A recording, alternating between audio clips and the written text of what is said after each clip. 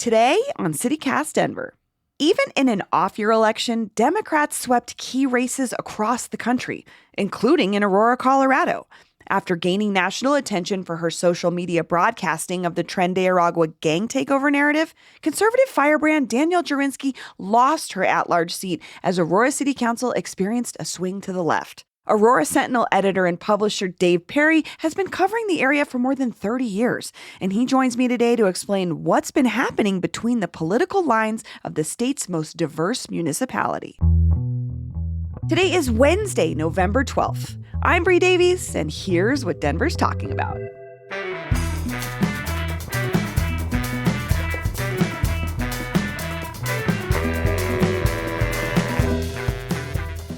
Dave Perry, welcome to CityCast Denver. Thanks for having me. So I want to read a quote from a piece that you published this week. You said, quote, "After 4 years, voters got real last week with Aurora's chaotic and gruesome city council political reality show." Dave, what is happening in Aurora? I was just talking with a couple other reporters who said it could not have been only 4 years that all of this has happened. And it seems like that Aurora has been in the throes of just a political crap fest for a very long time. And boy, Aurora is no stranger to unusual news and unusual happenings going back 30 years that I have been here.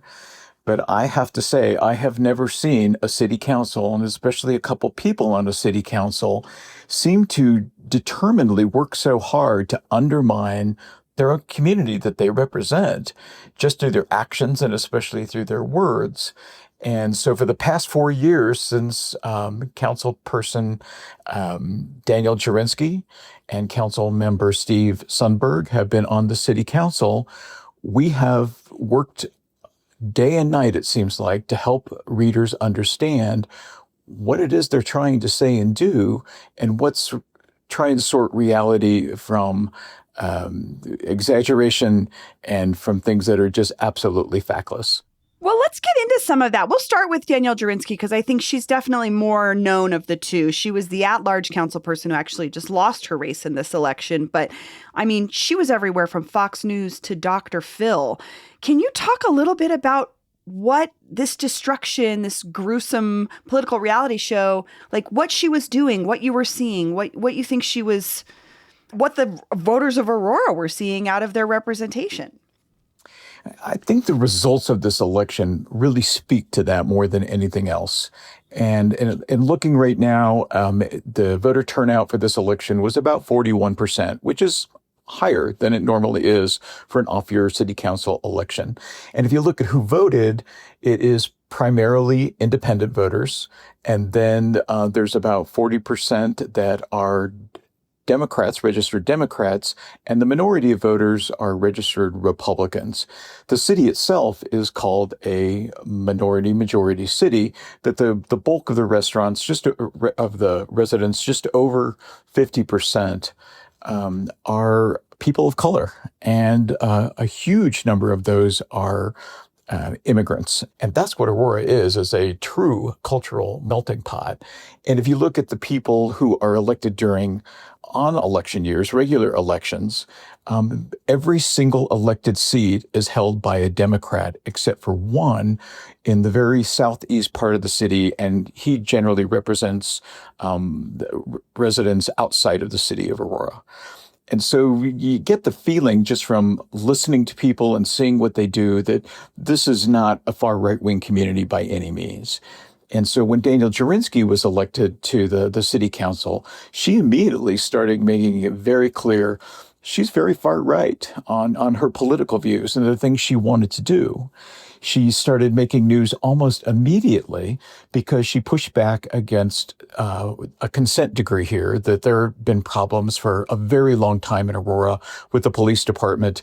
The state of Colorado intervened several years ago and implemented a consent decree because of what they said were patterns and practices of excessive force used by police, especially against people of color.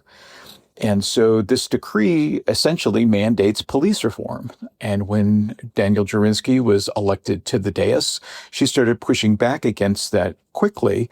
And she had a lot of problems with the police chief at the time, Vanessa Wilson, who was really in front of the parade of saying, we can change this police department and we can rebuild trust among the community and we can still keep the community safe and do good policing. At one point, she was on a local radio talk show, right-wing talk show, and she called the police chief trash. She insisted that the former police chief Wilson fire the deputy police chief, who was also a proponent of police reform. That became public, and boy, things started rolling very quickly just after that. The controversy that really got her, though, in front of the national TV cameras has to do with about a little over a year ago in July, when Nicolas Maduro, the dictator of Venezuela, was up for election. And then Sunday afternoon, it appeared that he was going to lose that election. And so suddenly, and what police say is because of a social media post, a couple thousand people showed up in a shopping center here and were celebrating what was then going to be the inevitable loss of Maduro. She got on Facebook and made a lot of untrue allegations about what that event was and how the police handled it, saying that the city was overrun and the police were overwhelmed during this, that somebody fired shots at a police car during the event. And eventually police debunked all of that. But it caught the attention of statewide right-wing Republicans and especially national Republicans, and especially the Trump administration, which began to tie all of this into an anti-Venezuela, anti-immigrant campaign that she was in front of here in Colorado. And that's really what got her on Fox News shows and like you had pointed out, several other national news appearances. And that the information that she had been tweeting or sharing through her social media channels about this gathering was debunked for the most part by most folks. Like she said a police car was shot up. That was not the case. You all at the Sentinel did a great job of like talking about specifically all the things that she said versus what the reality was. But this gets into something else I want to talk to you about, because that national news component is related to back in 2024. There was release of this Ring camera footage caught in an Aurora apartment complex that sort of started. I think this was part of Jurinsky's, claim to fame. So can you describe the clip of what folks saw in that apartment complex video? It was horrific, and it horrified everybody. And what it was is appears to be a Northwest Aurora older apartment building, and the camera is posted up toward the ceiling, and all you can see are about 4 or 5 men, all clearly visibly armed, coming up a stairway and headed toward an apartment door. And surprisingly, they knock on the door, and you really don't understand what's going on there. Police analyzed that very closely, and there was a huge investigation into it. And it turns out that some, and possibly all of these people, had some link to the Venezuelan notorious prison gang, Tren de Agua. And what proponents of the anti-immigrant narrative use this for, and especially Jurinsky, is to give people the impression that this is going on all the time, all over the city, and especially in apartments in Northwest Aurora. What police did, the second former police chief did an investigation and told everyone that, yes, there are isolated incidents of horrific things going on there, not all related to Venezuelan gangs, but other criminal activity and other types of criminals as well. And what it turned out during the investigation is that the 3 apartments that seemed to be magnets for this type of activity were all owned by the same landlord. And the problems that were documented on these 3 properties, especially the one where you see the armed people coming up the stairs, went years back, long before the flood of Venezuelan immigrants landed here in the metro area. And so what the city's argument was that these properties got run down completely and that there was no management or supervision of what was going on there. And so they became places where criminal activity like this could occur on a regular basis. The narrative, though, was from President Trump when he was running for re-election in 24, is that this was documented evidence that the city was overrun by Venezuelan gangs.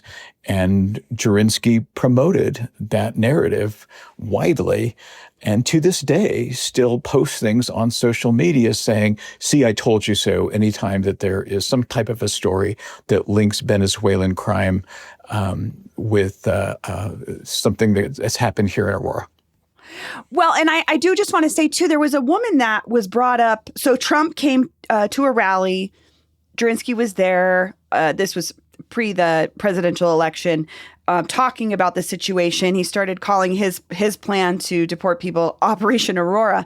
But also they brought up on stage a woman who had lived in that apartment complex, who had seen this stuff firsthand. And another video similar to this one surfaced over the summer, and arrests have been made of subjects with, quote, suspected ties to possible Venezuelan gangs, which I think some folks would say, well, wasn't Daniel Jurinski right? In the sense that these incidents actually happened, absolutely. And no one, including the police department, pushed back and said, this never happened, that this is fake news, or that these were, generated through AI. What she withheld from that narrative, though, is that there are hundreds and hundreds of people who live in these buildings, and that there was all kinds of problems, documented evidence of police being called because of loud parties in the parking lot that went till 2 and 3 in the morning, people firing shots up in the air.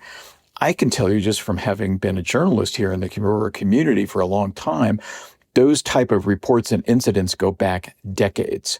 At one point, on the corner of 16th and Beeler in Northwest Aurora, drive-by shootings in the 80s and 90s were so prolific that they brought in Jersey barriers and shut down the street because they had experts come in and say, if you just shut the street down so you can't drive through anymore, you won't have any more drive-through shootings.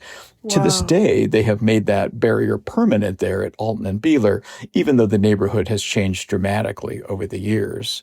But wow. Aurora has never been, a stranger to all kinds of issues, including youth violence, gang violence, and violence that the city has worked really hard for decades to try and get a handle on and eliminate. So how do you think that plays into her loss? Because she lost, right? She lost her seat this election, which was a really, kind of not necessarily underreported, but you guys were on it in Aurora. But I think it has bigger implications for Colorado. I just wonder, how did that all lead into what we saw in this election?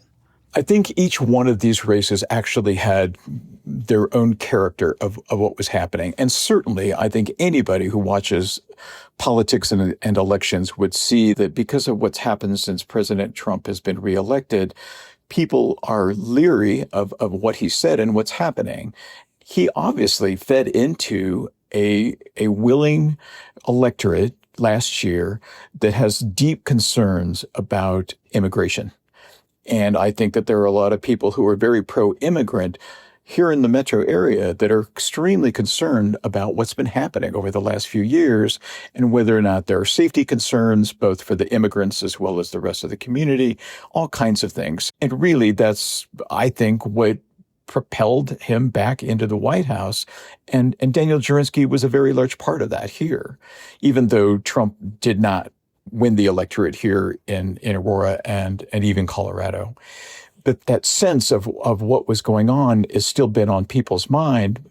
But what we've seen as there have been protests here in Aurora, and just reading comments within our own newspaper from readers and other media, is that there's a lot of question that everybody has about the methodology that Trump has brought Operation Aurora into fruition here and how that's being implemented, whether or not that's fair or even legal.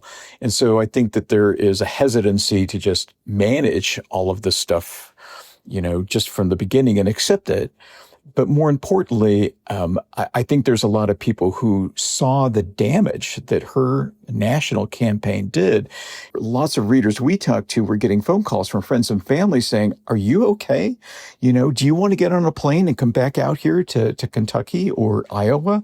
Because I don't think, you're not going to live to tell about it if you stay there in Aurora." Businesses saw what was happening right away, that people are like, well, I'm definitely not going to go anywhere in Northwest Aurora.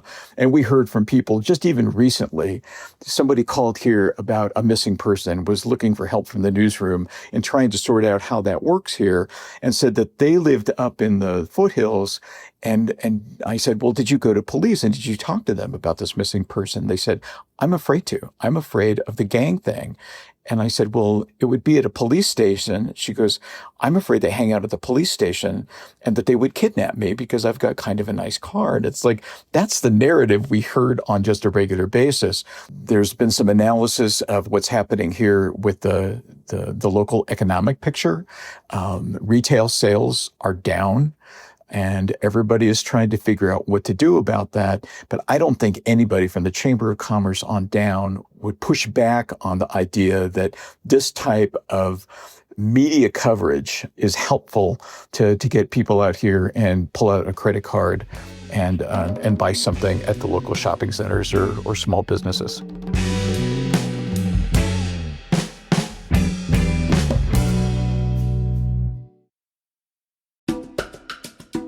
This episode is brought to you by the Denver Botanic Gardens. Experience the magic of the holidays with the Blossoms of Light at Denver Botanic Gardens, celebrating its 40th year. Walk through a mile of immersive, luminous light displays, which run nightly from November 21st through January 11th. Plus, enjoy holiday treats and warm drinks available for purchase at Offshoots Cafe and the Hive Garden Bistro. Oh, and Blossoms of Light is celebrating 40 years with a birthday bash, one night only on December 3rd. Enjoy themed cocktails, cupcakes, cookies, and roasted nuts. Carolers performing through the evening, plus free Holospecs glasses to view the lights. Also, watch a 4-year-old wear those glasses. The Holospecs blows their minds. Buy tickets now for all of the sparkling action happening during Blossoms of Light. Tickets must be purchased online in advance. None will be available at the door. It's a seasonal must. You got to do it. It's I love Denver traditions. This is one of the best Denver traditions. Kids love it. My mom, who's a grandma, loves it. Paul be loving it. Paul and Megan love it. Get tickets now at botanicgardens.org. That's botanicgardens.org. This episode is brought to you by Curious Theater Company. Running now through December 7th, check out Curious Theater's regional premiere of Job, a psychological thriller by Max Wolf Friedlich that captivated Broadway audiences last year. The New Yorker calls Job engrossing, disturbing, and frequently funny, and the New York Times called it a chic, relentless Broadway thriller. Job stars Curious Artistic Company member Michael Morgan and Tully Sandvold and is directed by company member Josh Hartwell. Now in its 28th season, Curious Theater is Denver's home for stories that push boundaries and spark conversation. It's the kind of theater that sticks with you long after the lights come up. Tickets can be purchased at curioustheater.org, or you can call the box office at 303-623-0524. Tickets start at just $28, and CityCast Denver listeners get 10% off with promo code CityCast28. Go to curioustheater.org for tickets and more information. When most of us want to learn a new language, it's not because we're dying to memorize grammar tables or ace a quiz. It's because we actually want to speak it out in the real world with real people. And that's what Babbel is great at, getting you there fast. Hey, it's Michael Zibiak, Chief Revenue Officer here at CityCast. My daughter's a senior in high school, and after graduation, we're taking a father-daughter trip to Spain. And right now, my Spanish is, let's just say, very high school level. Shout out to Senior Patty from Syosset High School. You tried. When we're in Spain, I'd love to do more than just ask where the bathroom is. I want to be able to chat with locals, order tapas, and actually connect, not just read the menu and point. So I'm starting with Babbel. It's all about small steps, big wins, and it's super easy to fit into my life. Honestly, with how busy things get here at CityCast, I love that Babbel's bite-sized, 10-minute lessons fit right into my day. between meetings or over my morning coffee. I'm excited to pick up some real-world Spanish before we go, so we can experience Spain like locals, not tourists. Doesn't that sound better? Right now, Babbel's got a special deal for our listeners. Get up to 55% off your subscription at babbel.com/citycast. That's BABBEL.com/citycast for up to 55% off. Rules and restrictions may apply. Gracias and adios. Let's move on to another council member who lost their seat, former Ward 3 council member Steve Sundberg, who you also sort of profiled in this piece about the chaos on council. Give us just a short look at who Steve Sundberg was in relationship to his work on council. He is the owner and manager of a local pub here that's been around for years and years and years. And when he was running for re-election, part of the previous progressive group on the Aurora City Council was moving off. Particularly councilperson Nicole Johnston was moving to Colorado Springs. She had a lot of support in her ward, but it opened up the seat for him to move into. He brought kind of a pro-business attitude to this whole thing, to the election and to the campaign. When he won the seat, he started making it really clear that, like Daniel Cherensky, he had serious questions about the consent decree and whether or not how far police reform should go, and the idea that police were being treated unfairly. And so he won the hearts of a lot of police, and especially the police unions, early on after he was elected. He became embroiled in controversy right away, though, that we had some sources from Aurora City Hall that told us that he had become embroiled in a Me Too issue, in making inappropriate sexually oriented remarks in city meetings on 2 different occasions and making city employees extremely uncomfortable with what he had said and did. It also turned out that the majority of the city council, which was Republican at the time, had worked to suppress that story and keep the public from finding out about it. And so through some investigation reporting and command of records, we were able to report that to the public, that he had indeed been accused of these and admitted and apologized for making inappropriate remarks, but that the city had indeed also suppressed, trying to keep the public from finding out the story. Shortly after that, someone else told us that before he was elected during the pandemic, he had made a series of videos and posted them to his Facebook account for his restaurant, with the idea that they would lure in customers at a time when people just were not going out to eat. But in each one of these videos, he depicted some type of a minority, and he essentially made fun of these minorities. In one video, he took a Mexican blanket and cut a hole in it and put it on as if it were apparel, and spoke with a pidgin English Mexican accent, inviting people to come in and enjoy some Mexican food. In another one, he had on a fake turban and sat on what looked to be like a fake flying carpet, and had on attire from some parts of the Middle East, as they still wear this, and pretended to be a Arab Muslim, inviting people in also to come and eat food. And at the same time, he would use a cornball accent, trying to imitate somebody from somewhere in the Middle East.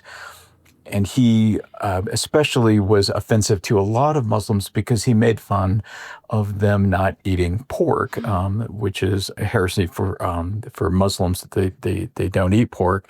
And so he had one of his employees kind of torturing this person with bacon at one point. Oh my gosh. Another one was actually filmed in front of a urinal with a black man. And the idea was that he was making light of stereotypes and tropes that black men have bigger genitalia than white men do. Oh my gosh. And that also was with the idea that it was going to bring people in to eat at his restaurant. He said that they were made in the best of intentions and they were not meant to be offensive. At the time, several members of the Aurora community of people of color, including Iman Jota, who was in the state house at the time, the president of the NAACP called for his resignation, saying that they were extremely offensive and that somebody in a leadership position should not be if they don't understand just how offensive they were that they would make in the beginning.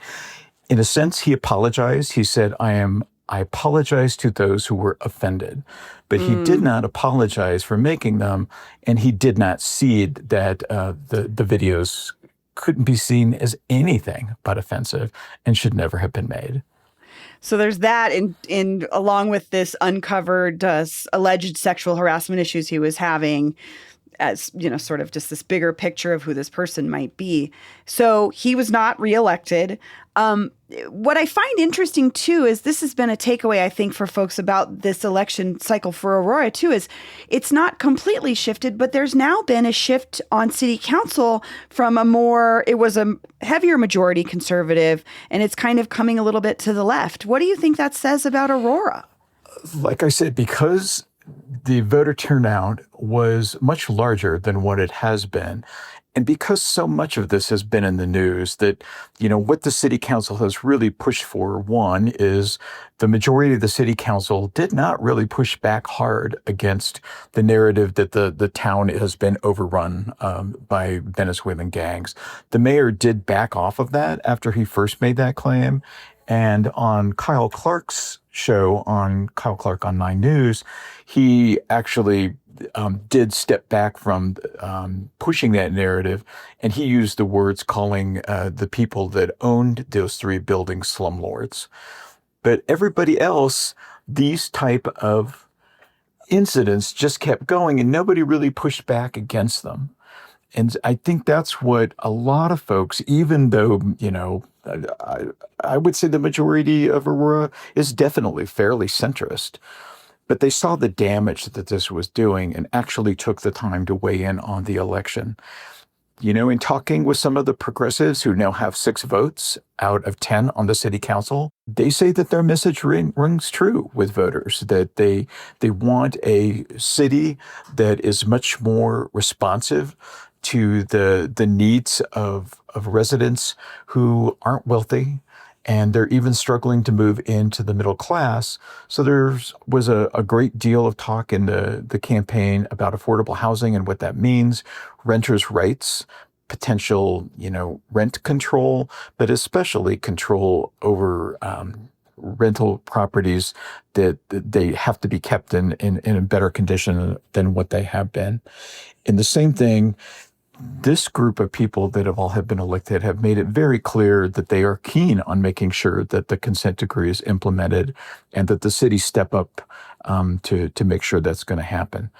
Most of them too, and they are people of color, that they really push back against what's happened here on the Aurora City Council, which essentially dissolved all the DEI programs in the city by defunding them and saying that, that these are offensive to a lot of conservatives and unfair to people because they are racist in their own ways. And I think this current group has made it really clear that there was huge value in the DEI programs, and they have an interest to see the city restart those and at least take a closer look at how valuable they are and in what way they might be re-implemented. So we mentioned him a little earlier, Mayor Mike Coffman. He was not on the ballot this time, but he's been leading Aurora since 2019. He's a lifelong Republican. I wonder, how does Mayor Coffman fit into this bigger picture of Aurora's evolving politics? And that's a question we've got for the mayor, too. That, as you pointed out, Mike Coffman has been on the political scene for a very long time. And he's a survivor. And he's a survivor because he's been able to, I think, really work with people on both sides of the aisle, that even though he definitely has his own opinions and he tends to be very conservative about a lot of things, he is able to read the cards and find out what is possible and what's not. My opinion, just from knowing him for so long and watching him so closely for so many years, is that he'll be able to adjust to this and see what he's able to push through with his own agenda and push back against things he disagrees with and see if he can find some compromise there. Okay, Dave, one last question before we go. You watch this very, very closely. Do you have any predictions for Aurora's politics? If we check in with you in a year, is there anything you see on the horizon? It's Aurora, so anything is possible. But I would say that without a doubt that because of what's happened over the last 4 and 6 years and what's happening right now in Congress, the same methodology that the Trump administration has used in this Republican Congress is to move swiftly. That rather than agonize over some of the decisions that city councils tend to do because they don't have a large majority toward one direction or the other, and they're not full-time. This is a part-time council. But the chances are very good that I think from what I've heard from this progressive coalition, they've learned don't wait, that they will move quickly on a lot of items, and they will move in a way that is decisive. To help people pay more attention to what's going on at City Hall. I think that they will be more likely to make sure that people are able to see them in action on the dais through publication. And from some of the folks that we have heard, they want to take a look at how they elect them, that whether or not we should move these elections to general election years so that there's no more participation in deciding who sits on the city council. Even some of them are saying, you know what, even though this is nonpartisan and it acts in a very partisan way, there should be some way to communicate to voters who are really only going to look at the ballot as to what party these people belong to, whether or not that's important to them. Interesting. Well, we're going to be watching for sure. Dave, thank you so much. This was really helpful. I appreciate you having me on and giving me a chance to talk. Hey, before we go, don't forget, CityCast Denver is hosting our first ever Denver's Denver Awards on Thursday, December 18th. Buy your tickets now and submit your nominations for the best people, places, and things in the city. Find a link in our show notes for more information.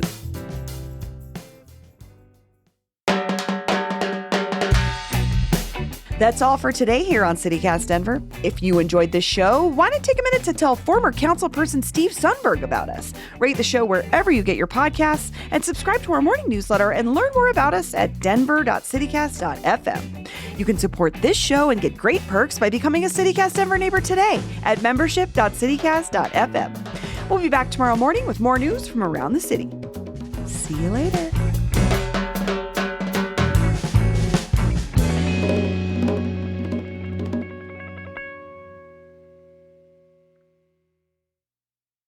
Guess what? CityCast has some news.